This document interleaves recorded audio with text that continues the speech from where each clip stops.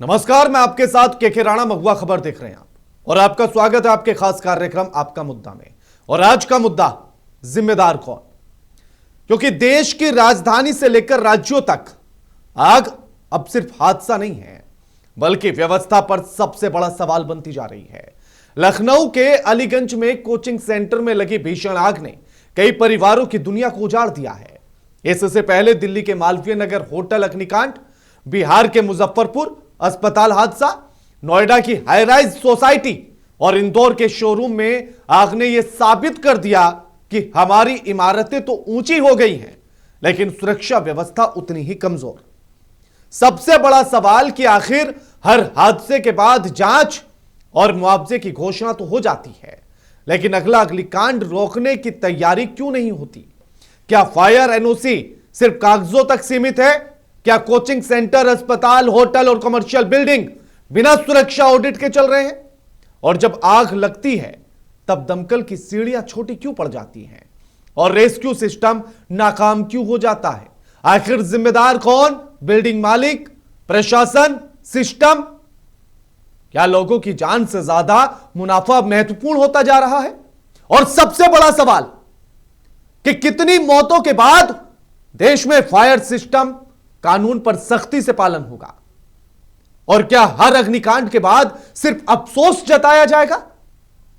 जवाबदेही भी तय होनी होगी। और आज आपका मुद्दा में यही पूछेंगे हम।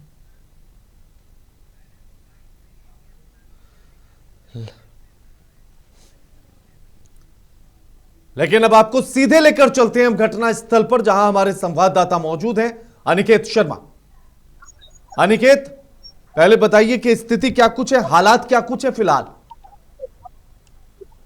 देखिए राणा, अगर हम बात करें अभी वर्तमान स्थिति की तो फिलहाल आग पर पूरी तरह से काबू जरूर पा लिया गया है, लेकिन अगर हम बात करें इस अग्निकांड में तो 14 लोगों की दुखद मृत्यु की जो पुष्टि है वो प्रशासन ने कर दी है और 5 से 6 लोग जो घायल है उनको केजीएमयू में रिफर किया गया इलाज के लिए। और अपने सहयोगी से कहूंगा अपना बिना समय गवाए आपको कैमरा मैन कर तस्वीर दिखाए जहां पर हमारी मौजूदगी है। ये वो बिल्डिंग है जहां पर आग लगी थी। आप देख रहे हैं ये वो इमारत है, ये 3 मंजिला इमारत है। ये पुरानिया जगह है और अलीगंज थाना क्षेत्र लगता है, जहां पर ये अग्निकांड दोपहर लगभग 2 बजे देखने को मिला है। अगर बात करें देखिए जो प्रथम दृष्टया बात सामने निकल कर आ रही है कि ये 3 फ्लोर की जो बिल्डिंग थी उसके जो फुल फ्रेम चलाइए जरा पीछे वहां पर जी अनिकेत बोलिए। अनिकेत बोलिए। वहां पर पेट का शॉप था और अगर हम 20 वाले फ्लोर की अगर हम बात करें तो वहां पर एक स्टूडियो संचालित हो रहा था। 3rd फ्लोर पर जो लाइब्रेरी थी वो 3rd फ्लोर पर संचालित हो रही थी। और जैसे कि अगर हम मानकों की अगर हम बात करें अगर मानकों की अगर हम बात करें देखिए तो आप साफ तौर पर देख रहे हैं जो इमारत है, इस इमारत में कोई भी फायर एग्जिट नहीं आप देख रहे हैं। साफ तौर पर आप देख रहे हैं कि 3 मंजिला इमारत है, सीधे पिलर पर ये पूरी इमारत खड़ी गई, बीम डाल के पूरी इमारत खड़ी कर दी गई है, जिसमें अगर कोई आपातकाल जैसी स्थिति होती है तो कोई बचेगा नहीं। और शायद वही एक तस्वीर सामने निकल कर आई कि 14 लोगों की तो यहाँ पर दुखद मृत्यु हुई है। देखिए वो बता रही है कि किस तरह से नियमों की अवहेलना यहाँ पर की गई है, मानकों को, बायलॉज को यहाँ पर पूरी तरह से कहीं ना कहीं पालन नहीं हुआ है, जिसकी वजह से एक बड़ा हादसा, एक बड़ी घटना जरूर सामने निकल कर आई। और पहला घटनाक्रम नहीं है। अनिकेत, अभी तक का अपडेट क्या कह रहा है? क्या कोई जनहानि हुई और हुई तो कितनी हुई और घायलों की संख्या लगभग कितनी है? देखिए अगर हम बात करें इस पूरे घटनाक्रम में जो दुखद मृत्यु हुई है उसका आंकड़ा 14 पहुंच चुका है, जिनकी उम्र 22 से 25 के बीच की है। और घायलों की अगर बात करें तो 5 से 6 जो बच्चे हैं वो घायल हैं। और जैसे कि मैंने बताया कि नीचे ग्राउंड फ्लोर पर यहाँ पर पेट की एक शॉप थी, तो जिसमें तमाम जो जीव थे वो भी कहीं ना कहीं इसी के बिल्डिंग में ही थे, तो उनके भी मृत्यु की जो पुष्टि है वो भी हो चुकी है। हालांकि उनके जो शव है वो भी फिलहाल बाहर नहीं आए हैं। जो आग है उसको काबू पा लिया गया है, जो बिल्डिंग है हीट है उसको कंट्रोल में लिया जा रहा है। सहयोगी से कहूंगा आपको तस्वीरें दिखाएं कि तमाम जो आला अफसर, जो प्रशासन है वो यहाँ मौके पर मौजूद है। अगर बात करें तो डीजीपी उत्तर प्रदेश राजीव कृष्ण वो यहाँ पर मौके पर मौजूद है। लखनऊ के जो कमिश्नर है वो यहाँ पर है। अगर बात करें ज्वाइंट सीपी बबलू कुमार की तो वो यहाँ पर, लखनऊ विकास प्राधिकरण की टीम है वो यहाँ पर मौके पर मौजूद है। तमाम जो आला अफसर पुलिस प्रशासन के यहाँ पर है वो यहाँ पर लगातार यहाँ पर मॉनिटरिंग कर रहे हैं। और अगर बात करें तो एक नया अपडेट सामने निकल कर आएगी। प्रदेश के सूबे के मुखिया योगी आदित्यनाथ कुछ देर बाद यहाँ पहुंचने वाले हैं, स्थिति का जायजा लेंगे यहाँ पर। हालांकि अगर बात करें तो मुआवजे की घोषणा हो गई है।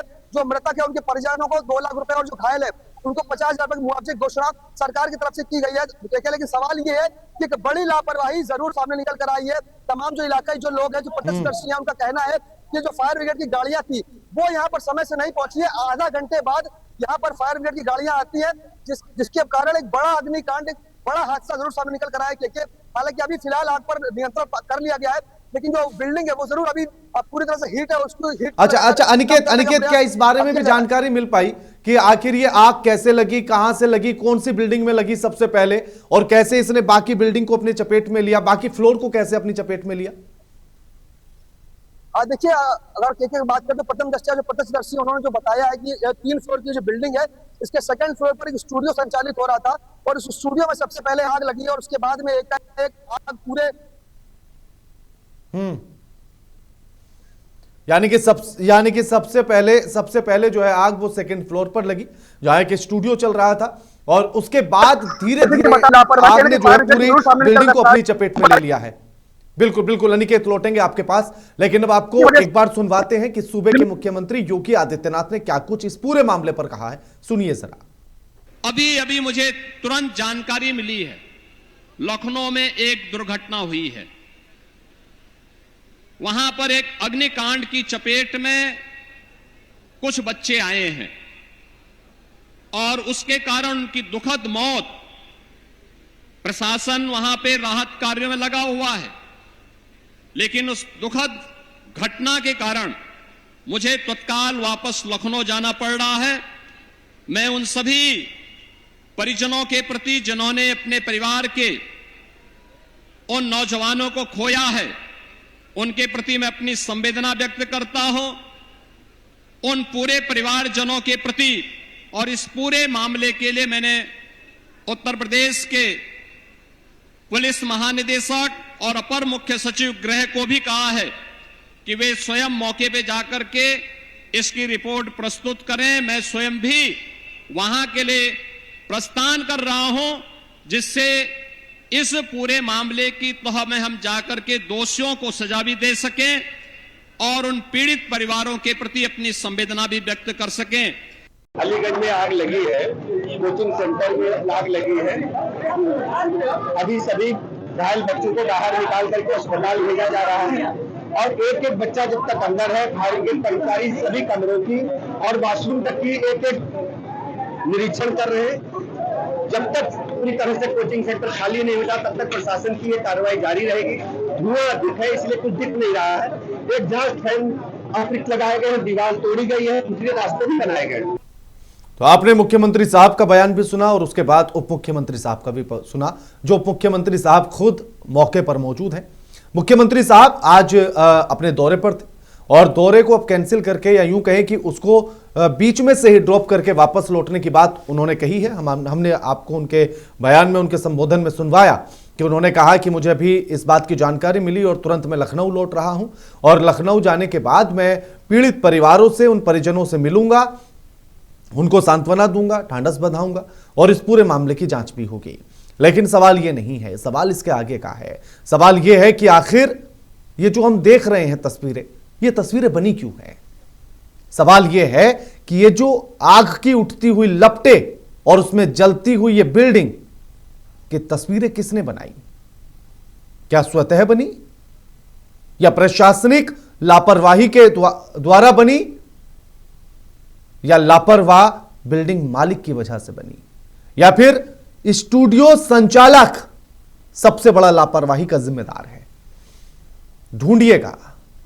ढूंढिएगा कि आखिर लापरवाह कौन है, या फिर एक लंबी फेहरिस्त बन जाएगी लापरवाहों की। उनकी लापरवाहियां खत्म नहीं होंगी, उनके नाम खत्म नहीं होंगे, बस सिर्फ और सिर्फ फेहरिस्त लंबी होगी। याद आता है राहत इंदौरी साहब का वो शेर कि कहां जाओगे हमारे कातिल को ढूंढने, हमारे कत्ल का इल्जाम हम ही पर रख दो। तो अभी जो अनिकेत ने बताया कि 14 से 15 का आंकड़ा सामने आ रहा है, मरने वालों की संख्या अभी तक 14 से 15 बताई जा रही है, बढ़ने की आशंका है ये संख्या के, और जिनकी उम्र 22 से 25 साल है। बताइए ना, किसको जिम्मेदार ठहराएं इन 14 से 15 जो जान चली गई हैं, जिनके घर के चिराग बुझ गए हैं, जिनके घर से कोई अपना चला गया है, जवाब दे पाएंगे क्या उनको? क्या बता पाएंगे कि किसकी लापरवाही से, किसकी गलती से उनकी जान गई? कोई पढ़ने गया था, कोई शिक्षा प्राप्त करने गया था, कोई ज्ञान प्राप्त करने गया था, कोई किसी काम से वहां पहुंचा था और आखिरी बार हो गया उसके जीवन का।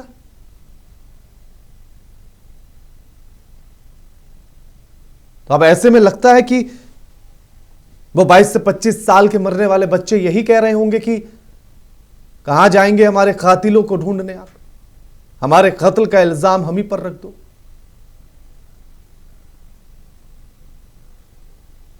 किस किस को? हमारे साथ जो मेहमान जुड़े हैं उनका परिचय आपसे करा देते हैं और फिर सीधे चर्चा की तरफ चलेंगे। कोशिश करेंगे ढूंढने की कि वो जवाब मिल जाए कि आखिर इसमें लापरवाह कौन है। एक एक करके आपको जरा मेहमानों को स्क्रीन पर ले आइएगा। राजेश मणि साहब हमारे साथ जुड़ गए हैं, पूर्व बाल कल्याण समिति सदस्य हैं यूपी सरकार में। अमरजीत नागियाल हमारे साथ जुड़ गई हैं, सामाजिक कार्यकर्ता हैं। और अनिकेत तिवारी हमारे संवाददाता हमारे साथ जुड़े हुए ही हैं। और राजकुमार श्रीवास्तव एकेडमिक एक्सपर्ट हमारे साथ जुड़े हुए हैं। अमरजीत जी, आप सामाजिक कार्यकर्ता हैं, समाज के उत्थान के लिए तमाम कार्य करती हैं। बताइए ना, किसको जिम्मेदार आप ठहराएंगी? कैसे कहा जाए, किसको कहा जाए? ये जो तस्वीरें ऐसी बन रही है, और ये कोई पहली तस्वीर नहीं है देश में या प्रदेश में, हम लगातार ऐसी घटनाओं को देख रहे हैं, लेकिन सरकार नहीं सीख रही है, उनका प्रशासन नहीं सीख रहा है इन घटनाओं से, या सिर्फ जब जान चली जाती है तभी तभी उनको याद आता है कि अच्छा इस पर कार्रवाई होनी चाहिए, और उसके बाद फिर लगता है कि सरकार भी कहती है कि बीती बातें बिसार के अब आगे की सुध ले, और फिर फाइल बंद, बात खत्म। जी अमरजीत जी, देखिए सबसे पहले तो इस दुखद दुर्घटना के लिए जो आज हुई है, बहुत बहुत दुख है इसके लिए, और जिन परिवारों ने अपने परिजनों को खोया है उनके लिए पूरी संवेदना है। ये मैं इस बारे में मैं दो बात यहाँ कहना चाहूंगी आपसे। सबसे पहले तो जो हमारे सरकार होती है, केंद्र सरकार कह लें, राज्य सरकार कह लें, या म्युनिसिपल आप कह लें, कुछ ऐसे गाइडलाइंस बनाती है, कुछ नियम बनाती है। तो सबसे पहले ये देखना है कि जो नियम बना दिए गए हैं, क्या वो सिर्फ नियम हमारे फाइल्स में रखने के लिए ही बनाए गए हैं? क्या पीरियोडिकली ऑडिट किए जा रहे हैं? क्या वाकई में ग्राउंड लेवल पर चेक्स हो रहे हैं? स्कूल्स में, कॉलेजेस में, हॉस्पिटल्स में, होटल्स में। अभी हाल ही आपने देखा दिल्ली में ऐसी घटना हुई, फिर नोएडा में ऐसा हुआ, फिर आज आप यहाँ देख रहे हैं लखनऊ में ऐसी बहुत ही एक दुखद दुर्घटना हो गई है। तो ये सबसे पहले जानना बहुत जरूरी है कि जो नियम बन रहे हैं, जो सरकार नियम खुद बना रही है, क्या उनके चेक हो रहे हैं वाकई में? कहीं अवैध रूप से निर्माण किए जा रहे हैं? बिजली के कोई चेक हैं, ऑडिट्स हैं?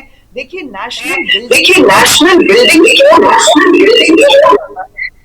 उसके अंतर्गत ये बहुत ही क्लियर नियम रखे गए हैं कि जब भी कोई बिल्डिंग बने, कोई कंस्ट्रक्शन हो, तो उसमें मैंडेटरी फायर डिटेक्शन और सप्रेशन के उसमें प्रावधान रखे जाएं। देखिए ये तो हो गई एक बात के नियम बन गए।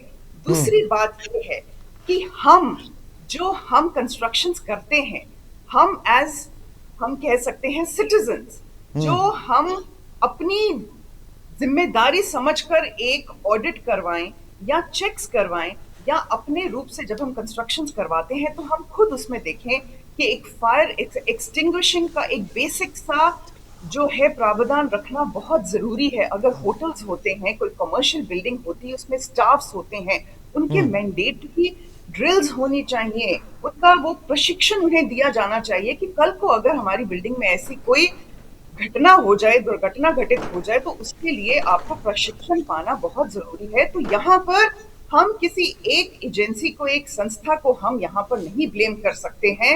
ये हमें आपस में ही समझना पड़ेगा कि जो नियम बनाए गए हैं वो नियम फॉलो किए जा रहे हैं। और दूसरा, हमें एज सिटीजन्स ये भी देखना है कि हम उन नियमों को फॉलो करें। बिल्कुल बिल्कुल। राजेश मणि साहब, क्या सच में फॉलो हो भी रहे हैं नियम, या सिर्फ बनाकर कागज में फिर बंद करके उनको रख दिया गया कहीं?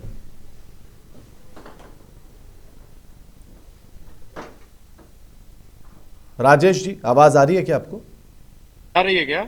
हाँ जी जी हमारी जी, आवाज आ रही बोलिए। है जी। सर्वप्रथम तो मैं संवेदना व्यक्त करता हूं कि जो ये दुखद घटना हुई है, और निश्चित रूप से जो आपने प्रश्न उठाया कि क्या ये इम्प्लीमेंटेशन में है कि नहीं है, ये एक खुद एक मतलब ज्वलंत मुद्दा है। और इससे सतही तौर पे जो अभी पूर्व वक्ता ने बताया जी। कि इसकी जो मॉनिटरिंग बड़ी आवश्यकता है और जो एसओपीज बने हुए हैं, मैं थोड़ा सा इसको दूसरे तरफ ले जा रहा हूं। निश्चित रूप से अपने इंट्रो में बताया है कि आजकल ये घटनाएं बराबर हो रही हैं, उसके बाद वही जो 2-3 चीजें आती हैं कि चयन समिति बना दी जाती है, उसके बाद मुआवजा दे दिया जाता है, तो क्या इतने से तीसरी मान लिया जाए?